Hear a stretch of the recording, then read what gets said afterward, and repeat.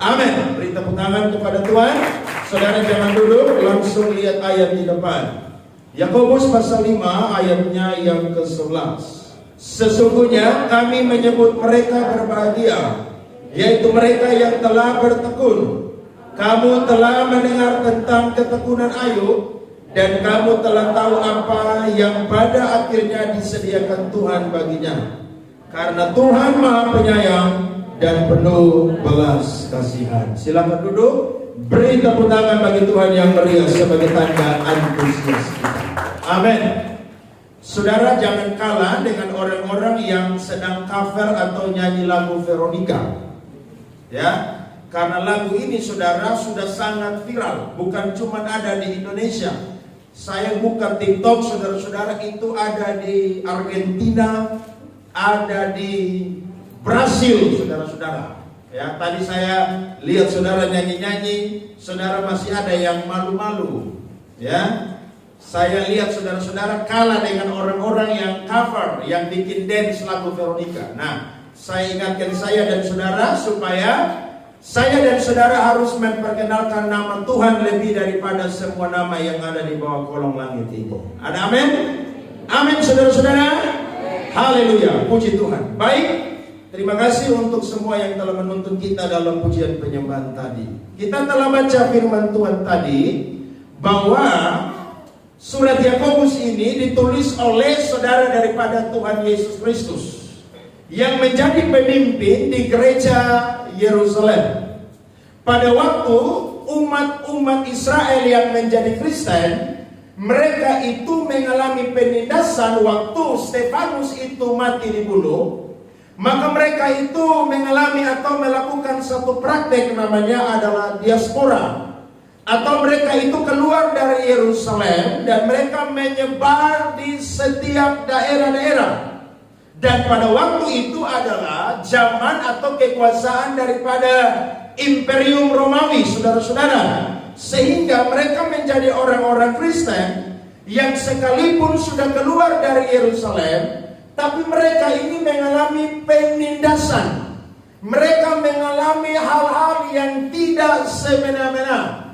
Sehingga Rasul Yakobus ini saudara-saudara yang adalah saudara daripada Tuhan Yesus Kristus ini, dia menuliskan surat ini dan dia itu mengirimkan kepada 12 suku Israel yang telah menjadi Kristen yang sedang ada di perantauan. Nah, dia itu menghibur mereka karena mereka itu sedang menderita luar biasa. Saudara perlu dengar dan ingat ini dan catat ini. Pada waktu orang-orang menjadi Kristen, maka mereka adalah orang-orang yang dekat dengan penderitaan. Bahkan juga mereka itu akan menyatu dengan penderitaan. Mengapa saya bilang demikian? Karena teologi daripada Yakobus saudara-saudara itu cocok dengan teologinya Yesus dan juga teologinya Rasul Paulus. Saudara perhatikan Yohanes 16 ayatnya yang ke-33. Alkitab berkata, semuanya itu kukatakan kepadamu supaya kamu beroleh damai sejahtera dalam aku. Dalam dunia kamu apa? Menderita penganiayaan, tetapi kuatkanlah hatimu, aku telah mengalahkan dunia. Lihat Roma 8 ayat 18 dan 22. Ini juga adalah teologi yang dibangun oleh Rasul Paulus. Sebab aku yakin bahwa penderitaan zaman sekarang ini tidak dapat dibandingkan dengan kemuliaan yang akan dinyatakan kepada kita. Ayat 22. Sebab kita tahu bahwa sampai sekarang segala makhluk sama-sama mengeluh dan sama-sama merasa sakit bersalin. Jadi saya mau tanya saudara, jadi orang Kristen itu bahagia atau menderita? Dua-dua, menderita dan bahagia. Karena kita itu mengikut melayani Tuhan yang adalah pencipta, pemilik, bahkan juru selamat. Sehingga saya dan saudara perlu memahami bahwa menjadi Kristen pasti akan berdampingan atau yang Alkitab itu catat, yakni penderitaan. Makanya kalau saudara dengar khotbah atau dengar pengajaran seorang pendeta dan dia berkata bahwa iring Tuhan itu enak tidak menderita, itu menyesatkan saudara-saudara. Karena mengiring Tuhan, saudara sedang mengenakan pribadi Kristus dalam kehidupan kita. Saudara sedang melekatkan nama Yesus dalam kehidupan kita. Makanya Yesus berkata, dunia membenci kamu, kamu tidak boleh heran. Karena mereka terlebih dahulu membenci aku. Ya, jadi Kristen itu tidak enak. Saudara kalau mau enak, saudara pindah agama. Itu enak. Tapi nanti endingnya saudara tidak akan memiliki surga dalam kehidupan saya dan saudara. Nah, Rasul Yakobus, saudara-saudara, dia ini menuliskan suratnya ini dengan dua tema besar. Tema yang pertama adalah hikmat refleksi, sedangkan tema yang kedua adalah hikmat praktis. Kalau dalam perjanjian lama, hikmat refleksi itu bisa kita baca dalam kitab Ayub dan kitab Pengkhotbah. Sedangkan hikmat praktis itu kita bisa baca dalam kitab Amsal. Tetapi yang luar biasa dalam perjanjian baru, surat Yakobus itu menuliskan dua tema besar ini, yakni hikmat secara refleksi dan juga hikmat secara praktis. Kenapa dia tulis ini, saudara? Karena orang Kristen bukan cuma mendapatkan tantangan dari luar, tapi ternyata di dalam kekristenan sendiri ada tantangan yang bersifat internal, saudara-saudara. Perhatikan, Yakobus 1 ayatnya yang ke-27. Alkitab bilang begini, ibadah yang murni dan yang tak bercacat di hadapan Allah Bapa kita ialah mengunjungi yatim piatu dan janda-janda dalam kesusahan mereka dan menjaga supaya dirinya sendiri tidak dicemarkan oleh dunia. Saudara perhatikan, ternyata di dalam kubu kekristenan sendiri itu terjadi yang namanya ketegangan. Yakni ada orang-orang kaya yang hidupnya itu hanya fokus untuk menimbun kekayaan, ditambah dengan menindas orang-orang percaya yang masuk dalam kategori miskin, yakni para janda-janda dan juga para yatim piatu. Lihat Yakobus 2 ayat 2 sampai 3, kemudian 5, 6 dan 15. Saudara lihat di depan, saya sudah siapkan. Sebab jika ada seorang masuk ke dalam kumpulanmu dengan memakai cincin emas dan pakaian indah, dan datang juga seorang miskin ke situ dengan memakai pakaian buruk, ayat 3, dan kamu menghormati orang yang berpakaian indah itu dan berkata kepadanya, silakan Tuhan duduk di tempat yang baik ini. Sedang kepada orang yang miskin itu kamu berkata, berdirilah di sana atau duduklah di lantai ini dekat tumpuan kakiku. Ayat 5, dengarkanlah hai saudara-saudara yang kukasihi, bukankah Allah memilih orang-orang yang dianggap miskin oleh dunia ini untuk menjadi kaya dalam iman dan menjadi ahli waris kerajaan yang telah dijanjikannya kepada barang siapa yang mengasihi dia. Ayat 6, tetapi kamu telah menghinakan orang-orang apa?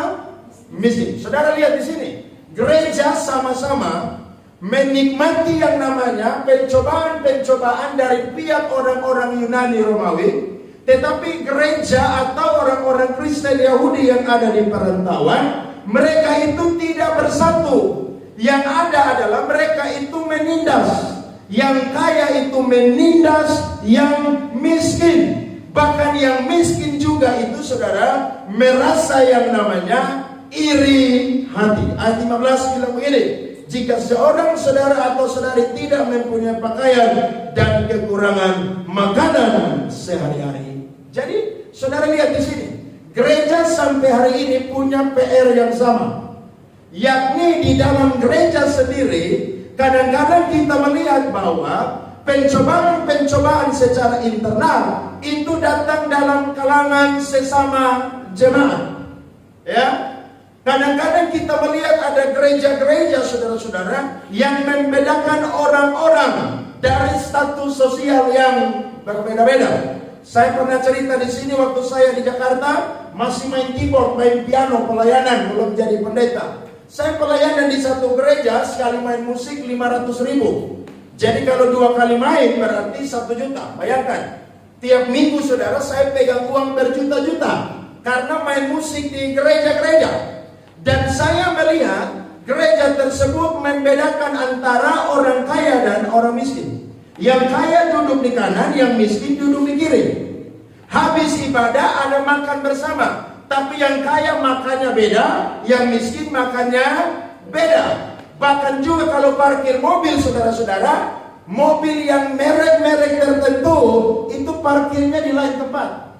Yang parkir di tempat yang khusus, saudara, atau privat adalah mobil-mobil yang tanda kutip adalah mewah, bahkan mobil-mobil Eropa, saudara-saudara. Saudara lihat di sini, ini merupakan pencobaan yang ada di dalam gereja. Nah, Yakobus ini ingin menguatkan orang-orang Kristen yang masuk dalam kategori miskin supaya mereka itu bertahan dalam pencobaan, tetapi juga dia menasihati orang-orang kaya supaya mereka sadar bahwa kekayaan mereka sebentar lagi akan musnah. Saudara lihat pasal 5 tadi di atas ayat 1 sampai ayatnya yang kelima, ayat 1, 3, dan 5. Jadi sekarang, hai kamu orang-orang kaya, menangislah dan merataplah atas sengsara yang akan menimpa kamu. Lihat tuh, sesama Kristen, tapi mereka ini membeda-bedakan.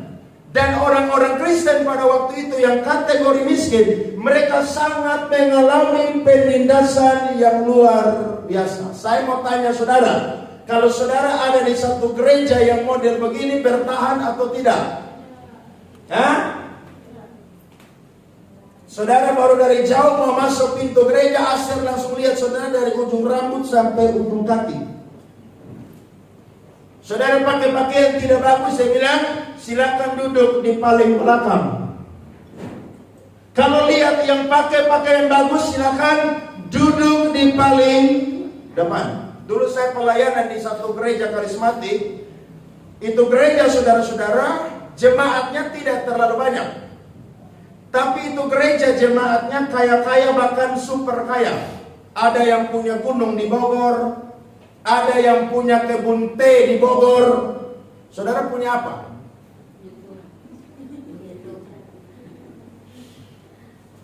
Dan tahukah saudara, ada satu kursi di bagian sudut kanan, yang kursi itu saudara sudah dikontrak sampai orang itu mati. Tidak boleh ada yang duduk di kursi itu. Bahkan kalau ada jiwa baru yang datang dan dia tidak tahu, maka Asyar akan bisik di telinga dia, "Ibu minta maaf, kursi ini sudah ada tempatnya." Dan tahukah saudara, orang kaya itu datang selalu pas doa firman. Wah, itu saya menjengkelkan saudara-saudara. Tapi itulah gereja. Makanya saya kuliah, saya punya dosen teologi pastoral bilang begini, kadang-kadang pendeta itu lebih menghormati orang-orang kaya di dalam gereja. Kalau orang kaya sakit, pendeta yang kunjungan. Tapi kalau yang miskin yang sakit, suruh staf gembala yang kunjungan. Di sini puji Tuhan belum ada staf gembala.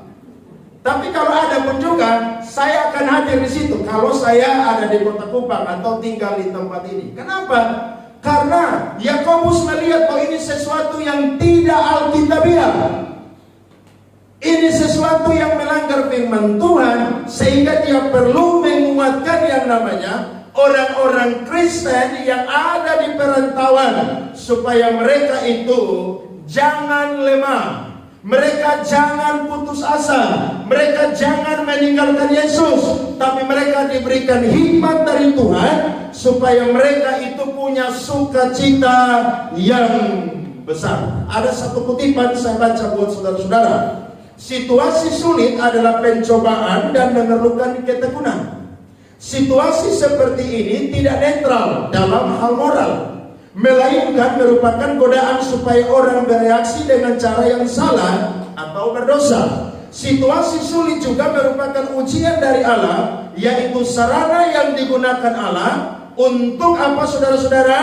Menguji dan membuktikan kondisi hati kita. Lihat Yakobus 1 ayat 2, 3, dan 4. Coba tampilkan cepat. Yakobus 1 ayat 2, 3, dan 4. Alkitab bilang begini. Saudara-saudaraku, anggaplah sebagai suatu kebahagiaan apabila kamu jatuh ke dalam apa? Berbagai-bagai pencobaan. Pencobaan di sini adalah penganiayaan yang dirasakan secara internal dan juga eksternal dari luar. Ayat 3 bilang begini, lanjut. Sebab kamu tahu bahwa ujian terhadap iman itu menghasilkan apa, saudara? Ketekunan. Ayat yang keempat terakhir, dan biarkanlah ketekunan itu memperoleh buah yang matang, supaya kamu menjadi sempurna dan utuh dan tak kekurangan suatu apapun. Pertanyaan terakhir, berarti kalau kita menghadapi situasi yang sulit, saya dan saudara itu akan melihat ketekunan atau tidak, saudara-saudara? Ketekunan. Orang kalau tidak pernah berdoa, tiba-tiba dokter vonis dia kanker stadium 3. Saya yakin dia akan jadi orang yang punya gaya hidup berdoa. Orang yang tidak pernah gereja, tidak peduli dengan Tuhan, tidak peduli dengan agama, tiba-tiba saudara, bisnisnya kolaps, keuangannya hancur. Pertanyaannya, apakah dia datang cari Tuhan, saudara-saudara? Saya yakin kalau dia orang Kristen, dia akan datang cari Tuhan. Nah, biasanya saudara-saudara, orang Kristen ini melihat bahwa pencobaan-pencobaan yang dihadapi adalah itu karena Tuhan jahat, saudara-saudara. Tapi saya mau bilang, kadang-kadang Tuhan izinkan pencobaan yang kita alami supaya saya dan saudara itu boleh menghasilkan ketekunan. Amin. Nah, sebagai orang Kristen, saya dan saudara harus bertekun. Bertekun di sini, saudara-saudara, tujuannya adalah apa? Supaya satu saat saya dan saudara melihat bahwa iman kita adalah iman yang tidak dihasilkan dari sesuatu yang mudah, tapi dari sesuatu yang sulit. Jadi sebagai Kristen kita perlu ingat baik-baik, Allah merancangkan musim-musim dalam kehidupan kita, tujuannya supaya saya dan saudara melihat bahwa apa yang ada di depan kita tidak bisa pernah diterka atau diraba oleh pikiran kita. Tetapi itu bertujuan supaya saya dan saudara belajar bertekun dalam segala hal-hal rohani, supaya kita akan melihat kebaikan Tuhan datang dalam kehidupan kita. Nah, sebelum sampai di kunci berkat ayat yang ke-11 tadi kita baca, maka Yakobus ini memberikan penghiburan, sekaligus dia memberikan petunjuk ketekunan yang harus ditunjukkan oleh gereja pada waktu itu, bahkan juga saya dan saudara orang Kristen hari ini ketika menghadapi pencobaan hidup dan iman yang berat. Yang pertama, Yakobus kasih penghiburan dan pengajaran, yakni ayatnya yang ke-7. Perhatikan Yakobus pasal 5. Karena itu saudara-saudara, bersabarlah sampai kepada kedatangan Tuhan.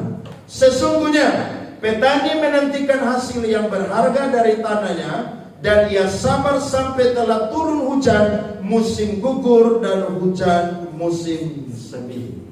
Penghiburan dan pengajaran yang pertama adalah bersabarlah sampai kedatangan Tuhan. Bisa sabar, saudara? Wah, ini sulit, saudara. Ini sulit. Saudara perlu hikmat praktis untuk praktekkan firman ini.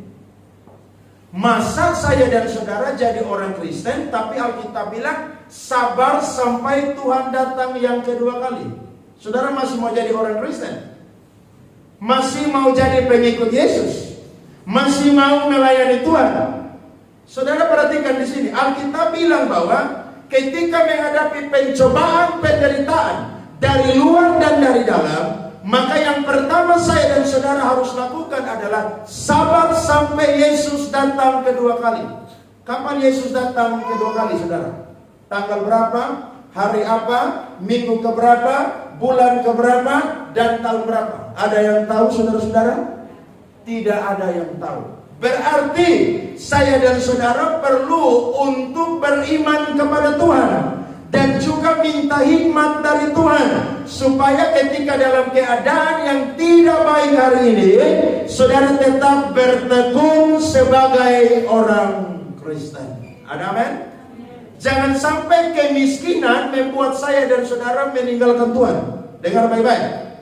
Ada banyak orang yang tidak berpuas diri ketika status sosialnya sebagai orang Kristen miskin. Pada abad 20 muncul seorang pendeta namanya Benny Hinn. Benny Hinn itu, saudara, dia kalau KKR, saudara, yang hadir itu ratusan ribu bahkan jutaan orang. Bahkan yang hadir dia punya KKR, saudara, yang duduk di bagian kursi-kursi depan itu pakai tiket. Dia pernah buat KKR di Jakarta, saudara, tiket VIP yang duduk paling depan satu orang 20 juta. Dan Benny Hinn bilang begini, kalau saudara iring Tuhan, saudara tidak akan pernah sakit. Saudara kalau iring Tuhan, saudara tidak akan jadi orang miskin. Saudara kalau iring Tuhan, saudara tidak akan jadi orang yang gagal, tapi akan jadi orang yang mutlak sukses terus. Pengajaran dari Benny Hinn ini namanya adalah gerakan iman. Jadi kalau saudara naik motor terus, saudara pengen punya mobil, tapi uang belum ada. Daripada saudara menghayal, saudara lihat mobil itu, saudara dekati dan tumpang tangan itu mobil. Dalam nama Yesus, mobil ini jadi milik saya. Saudara jangan pulang dan praktekkan itu ya. Tidak boleh. Itu namanya gerakan iman. Faith movement, saudara-saudara. Bahkan dia berkata, dokter-dokter itu tidak layak dikunjungi oleh orang-orang Kristen. Karena Yesus Allah tidak pernah menjanjikan penyakit bagi orang percaya. Saudara lihat, ini ajaran yang menyesatkan. Tapi puji Tuhan, Benny Hinn, saudara-saudara, akhirnya mengakui bahwa ajaran dia adalah ajaran yang sesat. Ini hamba Tuhan bagus juga. Sesat tapi merendahkan hati untuk mau mengakui. Nah, saudara perhatikan, ketika kita mengelilingi Tuhan, Tuhan tidak pernah menjanjikan kekayaan bagi saya dan saudara. Amin. Kekayaan itu hanya bonus bagi saya dan saudara ketika melakukan firman Tuhan. Tetapi saudara-saudara, lebih daripada itu Allah berjanji bahwa kalau saya dan saudara iring Tuhan, maka saya dan saudara tidak akan pernah ditinggalkan oleh Tuhan. Ingat, orang Kristen tidak selalu kaya, tapi orang Kristen pasti dipelihara oleh Tuhan. Saudara ingat itu baik-baik, supaya saudara jangan ribut dengan keadaan. Pendeta tanya, kenapa Bapak tidak gereja? Saya capek jadi orang miskin. Saya ibadah terus tapi miskin. Makan pas-pas, anak sekolah di tempat yang biasa. Kenapa orang lain yang tidak gereja, tetapi dia itu kaya, sukses, diberkati, anak-anaknya sekolah di tempat yang bagus? Saya mau bilang, sejak perjanjian lama, orang-orang beriman juga sudah protes tentang keadaan ini. Lihat Mazmur 73. Perhatikan Mazmur 73. Saudara lihat di depan, Alkitab bilang begini, Mazmur 73. Asaf itu, saudara, pernah marah dengan Allah dan kecewa dengan Allah. Ayatnya yang ke-13. Alkitab berkata, Mazmur 73 ayat 13. Sia-sia sama sekali aku mempertahankan hati yang apa? Bersih. Dan apa, saudara? Membasuh tanganku tanda tak bersalah. Ayat 14 bilang lanjut apa di situ? Namun sepanjang hari aku kena tulah dan kena hukum setiap pagi. Orang benar itu baru saja mau marah dengan Tuhan, baru saja mau sungut-sungut, Tuhan langsung tegur. Tapi orang fasik, saudara, dia tidak gereja, Tuhan tidak tegur. Dia mau buat dosa, Tuhan tidak tegur. Dia mau buat apa saja, Tuhan tidak tegur. Nah, saudara lihat, Ini membedakan antara saya dan saudara sebagai orang percaya. Kalau kita orang percaya hari ini sedang menghadapi kesulitan, maka saya dan saudara perlu mendapatkan penghiburan dan pengajaran. Yang pertama, yakni sabar sampai Yesus datang yang kedua kali. Amin. Jadi saudara mau tiru-tiru orang lain yang kaya raya, saudara tak usah tiru-tiru begitu, nanti saudara gila sendiri. Saya lihat orang-orang kaya di TikTok yang naik mobil Rolls Royce, ya, mobil-mobil Eropa yang puluhan ratusan miliar. Mereka turun, saudara, ada yang buka pintu. Mereka punya sepatu sandal, diambil terus ditaruh di kaki mereka. Terus kasih keluar uang dari jas, kasih tip, mereka pergi. Nanti yang bagian parkir, yang parkir mobil mereka. Saudara mau kayak begitu juga? Itu yang saya bilang, kalau saudara pun gaji 5 juta, gayanya harus 5 juta. Jangan gaji 5 juta, penghasilan 5 juta, gaya 50 juta. Saudara akan pinjol. Pinjam apa? Online. Saudara tidak bisa bayar, debt collector datang di depan. Debt collector tahu saudara jemaat Tupang Presenter, dia tidak marah-marah, dia bilang shalom.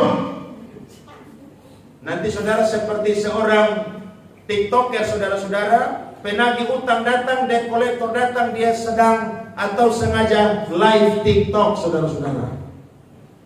Saudara lihat di sini, ada banyak orang tidak berpuas dengan keadaan yang ada. Tapi saya mau berkata, dalam keadaan yang rendah atau miskin pun atau menghadapi pencobaan, Tuhan ada bersama dengan saya dan saudara. Makanya di ayat 7 saudara perhatikan kalimat pertama itu dibunyikan adalah karena itu. Artinya apa? Ini penghiburan bagi saya dan saudara ketika dalam keadaan yang sulit. Saudara perlu menantikan sampai Tuhan datang yang kedua kali. Tidak tahu kapan waktunya, tapi saudara percaya kalau Tuhan pernah berjanji dia pergi dan dia akan datang kembali kedua kali, maka saya dan saudara pun juga akan melihat dia pasti akan datang kembali yang kedua kali. Yang pertama itu. Sedangkan yang kedua, saudara lihat ayatnya yang ke-8, saudara-saudara. Alkitab bilang begini, kamu juga harus bersabar dan harus meneguhkan hatimu karena kedatangan Tuhan apa saudara? Sudah dekat. Yakobus semakin meyakinkan orang-orang Kristen yang ada di perantauan. Yang pertama dia bilang sabar sampai Tuhan datang kedua kali. Dia bilang yang kedua adalah sabar karena Yesus sudah mau datang yang kedua kali. Saudara percaya Yesus sudah dekat datang, saudara-saudara? Ada orang bilang begini, saya dari sekolah minggu sampai sudah umur 60. Guru sekolah minggu bilang, Yesus sudah mau datang. Tapi ini saya sudah kepala 6, bahkan sudah mau masuk lubang kubur. Yesus juga belum datang. Pertanyaannya, waktunya Tuhan datang, waktunya kita atau waktunya Allah, saudara-saudara? Waktunya Allah. Berarti saya dan saudara ini tidak perlu bikin panitia untuk menyambut Yesus datang yang kedua kali. Amin. Ada orang-orang yang ikut sekte sesat, ikut persekutuan doa sesat. Mereka jual mereka punya rumah, mereka tinggalkan pekerjaan, mereka kumpul di satu tempat dan mereka bilang, Yesus akan datang jam 12 malam. Yang datang bukan Tuhan Yesus. Mobil polisi yang datang angkut kalian semua di situ. Kenapa? Karena katanya dapat pewahyuan. Saya bilang wahyu Allah itu sudah finish dalam kitab Wahyu, sudah selesai. Saudara hati-hati, ada banyak orang yang mengajarkan ajaran yang sesat. Saudara tidak perlu pusing kapan waktunya. Yang kita perlu fokus adalah saya dan saudara harus yang namanya meneguhkan hati kita karena kedatangan Tuhan sudah sangat dekat. Apa yang kita buat? Iring Tuhan dengan sungguh-sungguh. Ada men? Apa yang kita buat? Melayani Tuhan dengan sungguh-sungguh. Apa yang kita buat saudara-saudara? Mati-matian dengan Tuhan. Kasih kita punya hidup ini yang sisa saudara, berikan kepada Tuhan. Tebus kita punya waktu yang dulu-dulu kita pakai untuk dunia ini saudara, persembahkan untuk Tuhan. Ya, jadi jangan main-main dengan ini kehidupan. Alkitab bilang kalau Tuhan datang kembali yang kedua kali, pahlawan pun akan menangis, saudara-saudara. Jadi ada orang bilang begini, saya tidak takut berhadapan dengan Tuhan Yesus. Lu omong karena lu belum ketemu dengan dia. Tapi kalau ketemu dengan dia dalam sidang pengadilan di sorga, baru lu sadar vonis akan jatuh kepada lu, bukan ada di sorga, tapi ada di mana, saudara? Neraka. Saya punya dosen bilang begini, banyak orang Kristen ya beli simbol-simbol kekristenan jadi jimat dalam rumah mereka. Mereka taruh tanda salib atau kayu salib di pintu masuk rumah. Orang tanya, kenapa taruh salib di pintu masuk rumah? Supaya setan tidak masuk dalam rumah. Saya pun dosen bilang begini, setan tidak masuk dalam rumah. Yang dia masuk adalah orang yang tinggal di dalam itu rumah. Saudara tahu itu?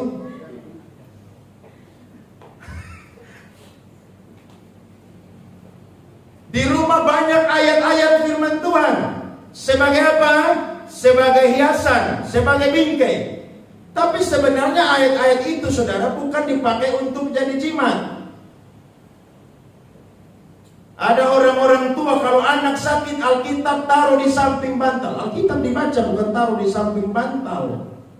Iya kan?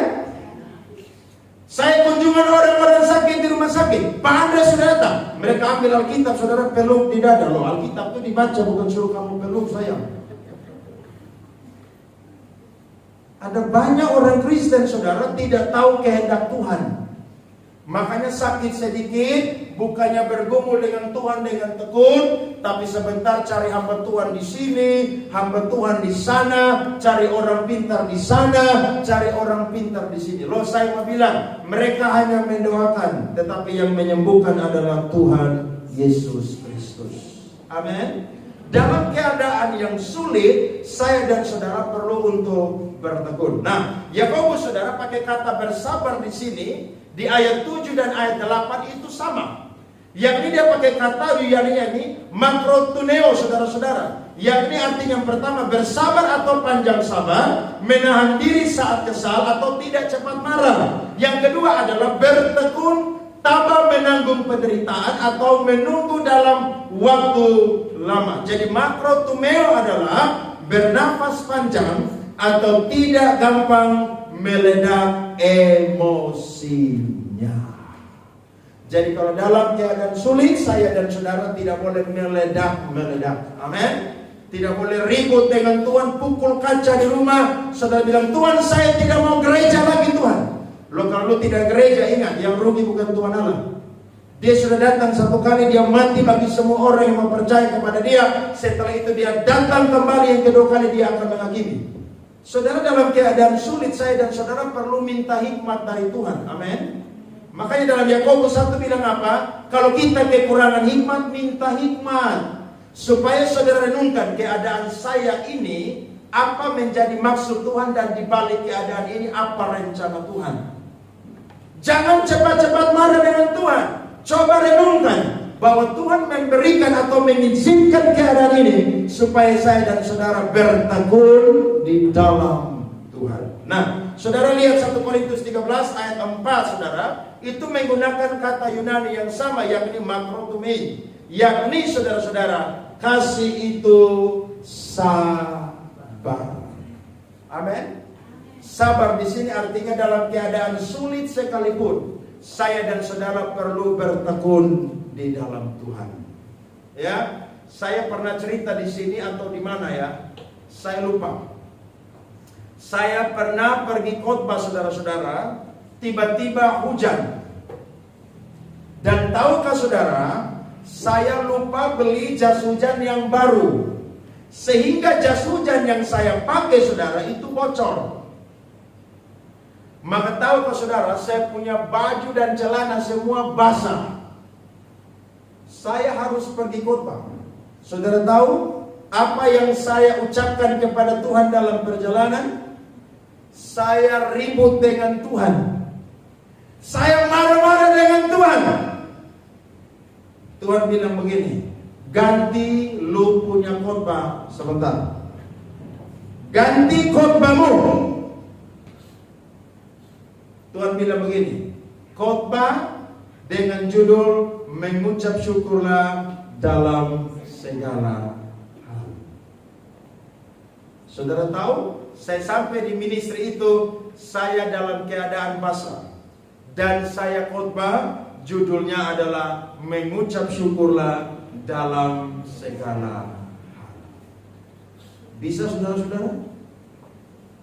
Ternyata itu khotbah bukan untuk orang-orang yang hadir di itu ibadah, saudara. Itu khotbah datang untuk saya. Dan sejak hari itu, dalam keadaan sulit sekalipun, saya belajar untuk tetap mengucap syukur kepada Tuhan. Amin. Ibu-ibu di rumah, kalau dalam keadaan kekurangan, jangan marah-marah suami. Saudara jangan bilang, kamu tuh tidak seperti mantan saya, dia udah sukses sekarang. Oh, saudara tahu itu ribut.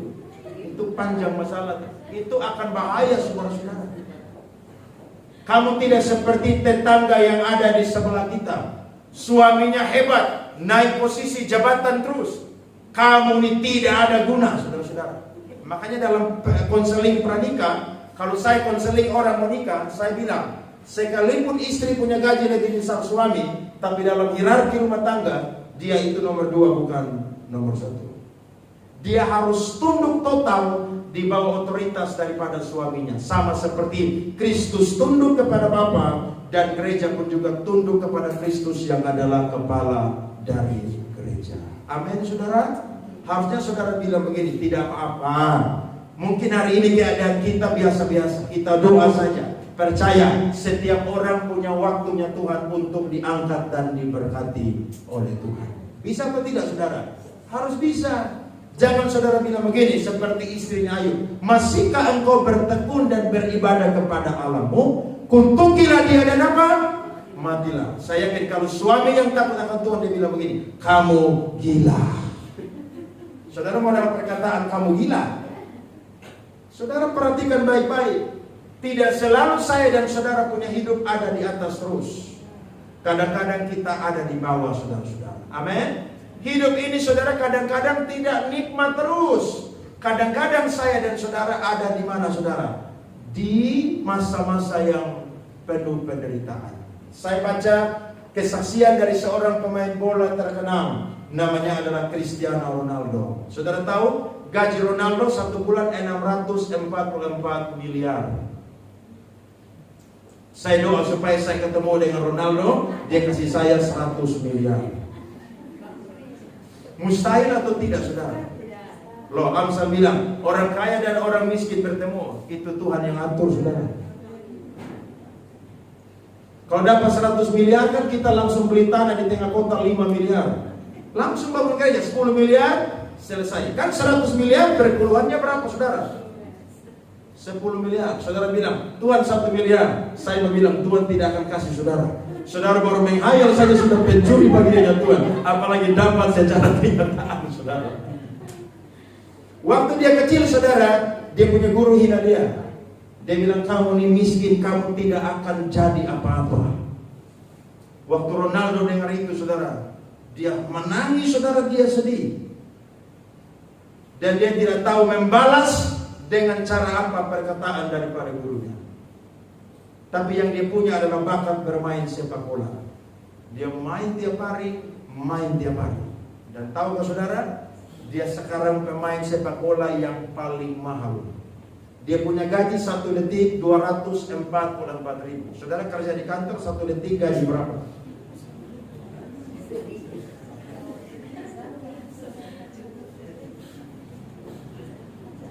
Bahkan waktu dia jadi orang kaya, saudara, dia ajak dia punya pacar yang adalah calon istrinya untuk menghadiri ulang tahun daripada mamanya. Tapi ternyata pacarnya ini menolak. Sejak saat itu dia putuskan dia punya pacar. Dia bilang, ibu saya yang mendoakan saya dan mengasihi saya, bahkan membesarkan saya dalam keadaan yang miskin. Engkau tidak layak untuk ada bersama dengan saya. Waktu dia pergi belanja di satu supermarket, ternyata dia ketemu dengan istrinya yang sekarang. Pendidikannya rendah, kerjanya cuma apa? Jadi kasir di toko tersebut. Dia suka dengan perempuan itu, dia nikah dengan perempuan itu. Hari ini perempuan itu jadi orang yang kaya raya, diberkati Tuhan. Jadi Tuhan tuh bisa angkat saya dan saudara kapan saja. Itu yang saya selalu bilang. Kalau Tuhan mau kasih kita miskin dalam satu hari lumayan sekali.